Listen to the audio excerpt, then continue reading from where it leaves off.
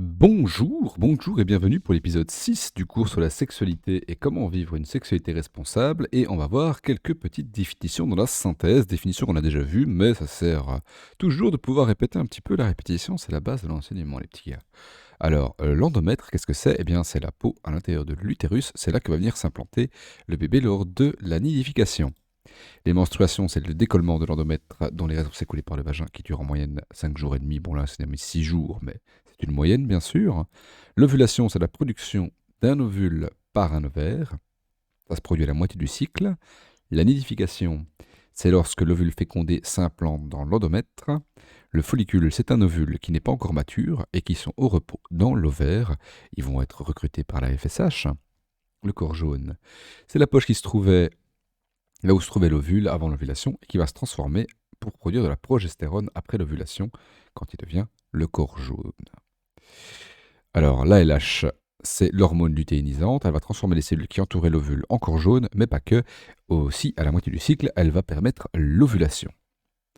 La FSH, c'est l'hormone folliculostimulante qui va stimuler les follicules pour les transformer en ovules. L'œstrogène, c'est ce qui va permettre la croissance et la mise en place de l'endomètre, qui va venir accueillir ensuite l'ovule, qui est produite par les follicules et ou l'ovule, bien sûr.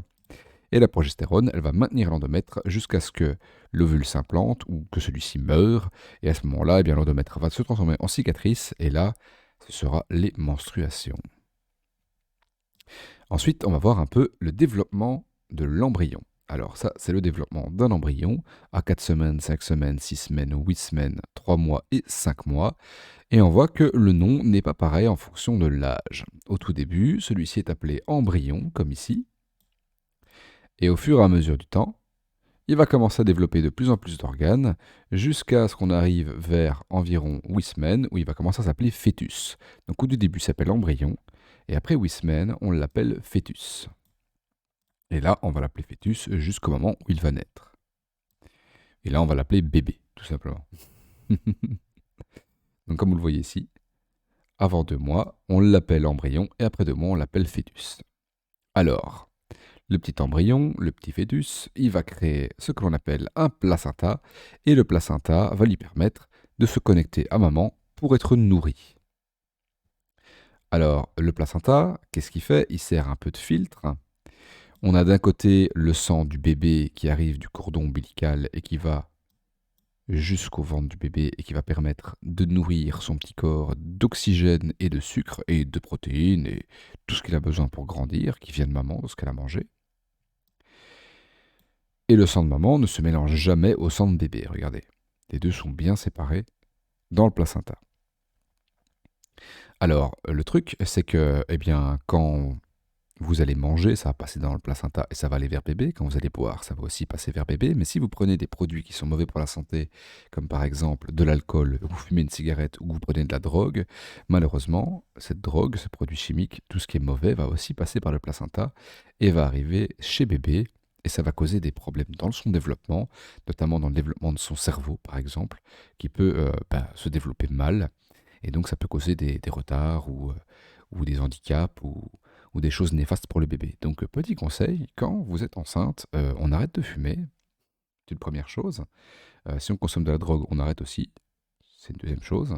L'alcool, pareil, on arrête aussi. Et ce que je peux vous conseiller aussi, c'est afin d'éviter d'avoir des problèmes avec des bactéries ou autres qui pourraient empêcher le développement du bébé, je vous conseille de bien tout faire cuire, de bien tout désinfecter, de bien tout rincer, parce que même dans la nourriture, il y a certaines bactéries qui peuvent empêcher le développement aussi du fœtus, de l'embryon. Donc faites bien tout cuire, ne prenez pas de drogue, ne buvez pas d'alcool, et ne fumez pas. Alors, quels sont les rôles du placenta? Il permet l'échange entre le bébé et la maman. Le bébé épuise sa nourriture et son oxygène, et il se débarrasse de ses déchets, par exemple de son CO2 et tout ce qui ne va pas bien dans son sang. Les autres substances qui peuvent passer dans le placenta, c'est par exemple l'alcool, la drogue, les médicaments, la cigarette, le café. Ah oui, le café aussi c'est une drogue, il faut éviter aussi le café quand on est enceinte. Décaféiné à la limite, hein, mais la caféine en fait, surtout qu'il faut éviter. Et les médicaments, demandez bien à votre médecin avant d'en prendre. Il y a des médicaments que vous ne pouvez pas prendre enceinte, il y a certains médicaments que vous pouvez par contre. Alors, schématise les échanges entre le placenta et le futur bébé. Alors, ce que vous allez faire, c'est que vous allez dessiner un bébé. Je vais le faire à la souris, donc pardonnez-moi, ça va pas être très joli, mais on va faire avec. Donc voilà, je dessine un magnifique fœtus. Voilà, Pas beau, comme ça, hop. Un embryon plutôt ici. Hop là. Il va ressembler à ceci. Voilà. Et notre ami le fœtus, il a ce que l'on appelle un cordon ombilical. Et le cordon ombilical va venir se connecter directement au niveau du placenta. Donc on fait une grosse poche pour le placenta. Voilà. Et là, on va avoir tout le sang du bébé qui va arriver d'un côté et qui va repartir de l'autre. Alors comment je vais faire ça? Je vais faire ça plutôt comme ça. Voilà. Et je vais montrer que le tuyau, il fait un tour, il fait un demi-tour comme ça. Voilà, on va faire genre une boucle avec une entrée et une sortie. Ce sera plus facile pour vous comprendre.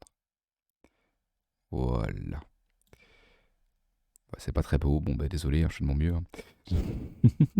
Donc voilà, on a le sang du bébé. Ici, on a le sang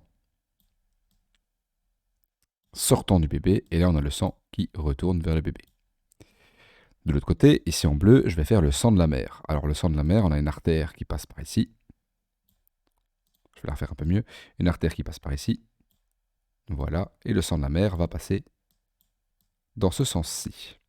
Alors, qu'est-ce qui va s'échanger?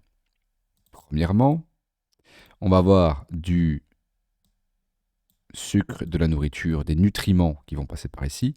Donc nutriments. Bon, vous écrivez nutriments, moi j'écris juste nu. Et vous allez avoir aussi de l'oxygène, O2. Et qu'est-ce qui va partir du bébé? Eh bien, c'est les déchets. Alors, je vais juste mettre déch, parce que c'est dur à écrire avec la souris. Et vous allez aussi avoir le CO2 qui va s'échapper. Donc, en gros, le bébé, il récupère tous les nutriments, tout ce qui est bon, et l'oxygène, et il va envoyer à maman tout le CO2 et tous les déchets. Et il va récupérer uniquement ce qui est bon. Et ça va permettre son développement. Hop. Avant la fin de la nidification, le futur bébé est appelé l'embryon jusqu'à l'âge de 2 mois. Après 2 mois, le futur bébé s'appelle le fœtus. La mère et le bébé sont reliés l'un à l'autre par un organe que l'on nomme le placenta. C'est un organe qui a pour rôle de donner au bébé un maximum de nutriments dont il a besoin pour vivre et se développer, ainsi que de l'oxygène. Il permet aussi de se débarrasser des déchets se trouvant dans son sang, comme de l'urée, le CO2, etc. Tout ce qui est déchets, tout ce qui est mauvais pour lui. Cependant, ça laisse tout de même pas certaines substances néfastes, comme par exemple la nicotine, l'alcool, la caféine, la drogue. Et voici un placenta en vrai, avec toutes les petites veines qui sont à l'intérieur. Certains animaux le mangent d'ailleurs. Bon appétit. Et on va terminer ce petit épisode sur les IST, ce qu'on appelle aussi les infections sexuellement transmissibles, que l'on verra au prochain épisode. Donc je vous donne rendez-vous au prochain épisode pour les IST. Passez une bonne soirée. Salut.